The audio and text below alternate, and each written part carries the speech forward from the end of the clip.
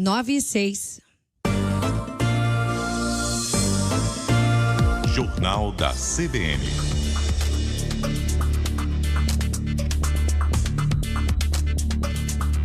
Apresentação: Milton Jung e Marcela Lorenzetto.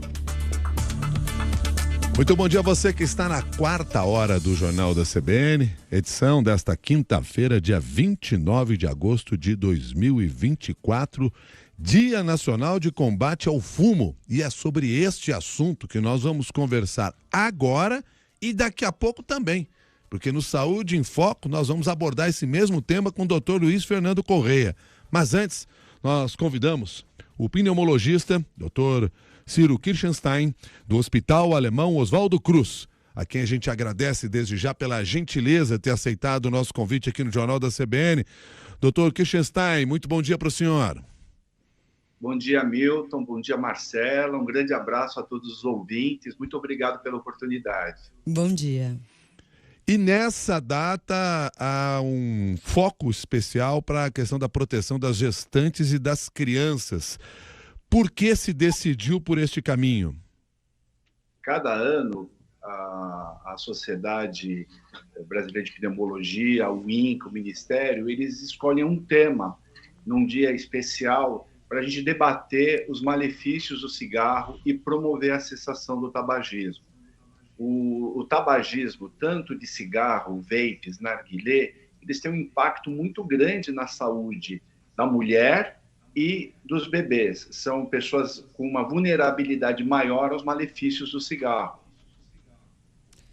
E, doutor, quais são esses principais malefícios caso uma gestante continue fumando durante essa gestação? Bom, começa pela dificuldade na gestação. Então, o cigarro tem um impacto negativo na capacidade reprodutiva da mulher. Então, ela tem mais dificuldade em engravidar, ela tem mais abortos.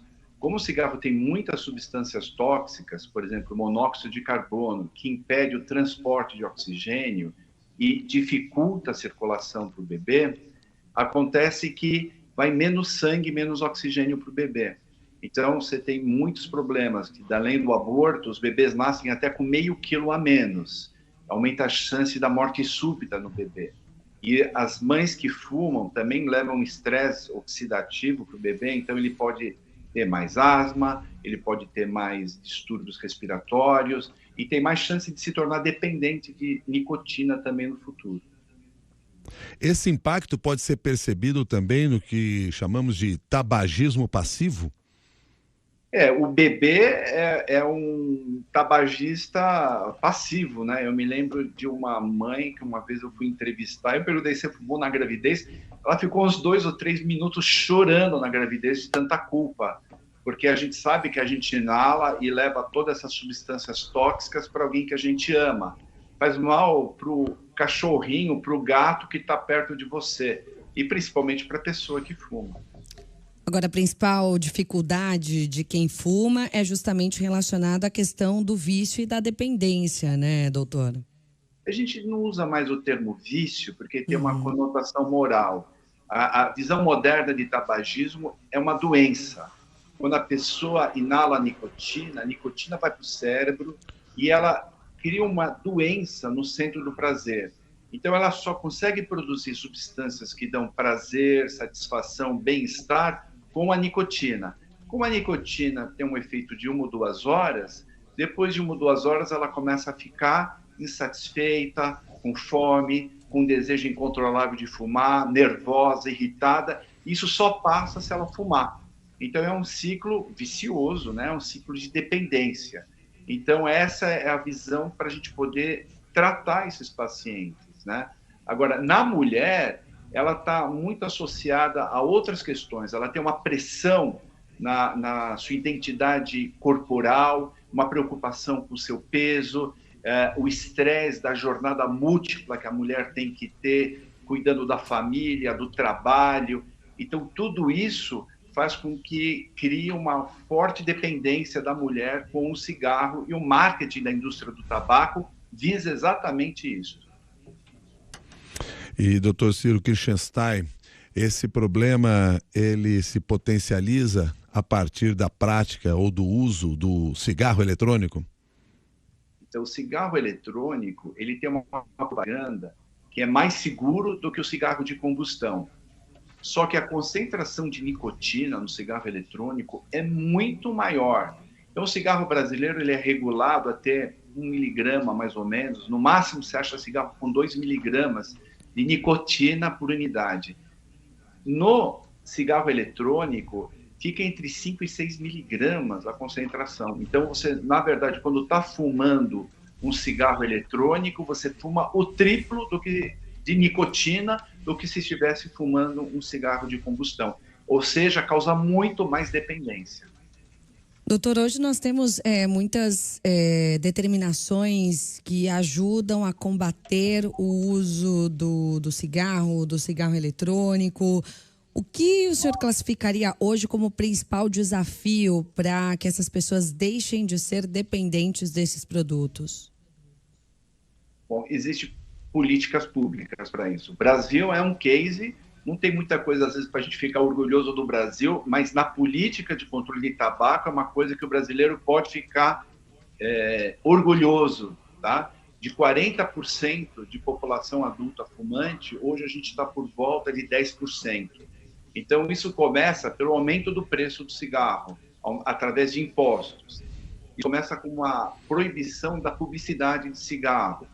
Vai por pesquisas, vai com oferecimento do tratamento de tabagismo.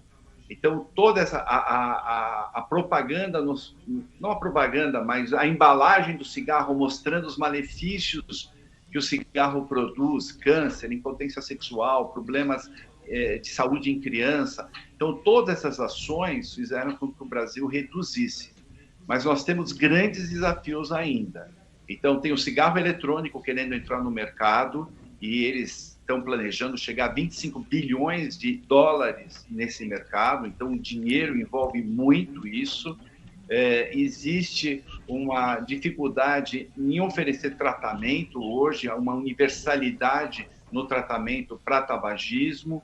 E essa coisa da propaganda está falindo, porque se você liga na Netflix, em quase toda a série você vê personagens fumando em cenas que não faz parte da personagem, não faz parte, com certeza, é influência da indústria do tabaco para promover o tabagismo. Então nós temos ainda que tomar muito cuidado. Doutor Ciro Kirchenstein, muito obrigado pelos alertas e pelas informações aqui no Jornal da CBN. Um bom dia para o senhor. Um bom dia. Eu quero só dizer que quem deseja parar de fumar, hoje existem tratamentos altamente eficazes. Procure ajuda médica, procure seu centro de saúde, que não é tão difícil assim conseguir parar de fumar. Muito obrigado, Dr. Ciro Kirchenstein, pneumologista do Hospital Alemão Oswaldo Cruz. Estas duas falas que nós tivemos agora, primeiro o comentário do Dr. Luiz Fernando Corrêa, mas antes a entrevista com o Dr. Ciro Kirchenstein, provocaram vários comentários dos nossos ouvintes, de diferentes formas. Agora há pouco, quando a Marcela Lorenzetti estava conversando só com os ouvintes em São Paulo, ela chamava a atenção para uma mensagem de uma das nossas ouvintes, ou de um dos nossos ouvintes, da Ana. A Ana lembrando que o doutor Ciro, com quem nós conversamos agora, foi médico da mãe dela e graças ao empenho deste profissional, ela, a mãe que fumava por 50 anos, parou de fumar. Isso é sempre um incentivo para outras pessoas que nos escrevem na dúvida sobre como fazem isso. Por exemplo, a Silene: quero parar de fumar, mas não sei por onde começar. Aí, de certa maneira, outros ouvintes, como o Marcos Mazé, nos responde isso. Ouvindo um médico agora do hospital lá, Oswaldo Cruz, eu gostaria de dizer que quando você quer parar de fumar, o tratamento médico eficaz é muito bom. E claro que tudo isso tem uma conexão com o desejo de parar de fumar, porque não bastam os remédios, não bastam os tratamentos, a própria psicologia que muitas vezes é utilizada para que você consiga abandonar o cigarro, mas é preciso esse seu desejo legítimo a propósito desse assunto. Então, portanto, fica aqui o recado dos nossos ouvintes a propósito desse tema e a preocupação sobre a questão do cigarro, que atinge não só quem fuma, mas também aquelas pessoas que estão no seu entorno. Na conversa que nós tivemos com o Dr. Kirchenstein, nós falávamos sobre mulher gestante, o impacto no feto. Mas também quando você está fumando em um ambiente, outras pessoas que estão ao seu lado acabam sendo atingidas. Se você mora na casa de alguém que consome cigarro, você também pode ser atingido mesmo que não fume. E por isso, todos esses alertas se fazem necessários.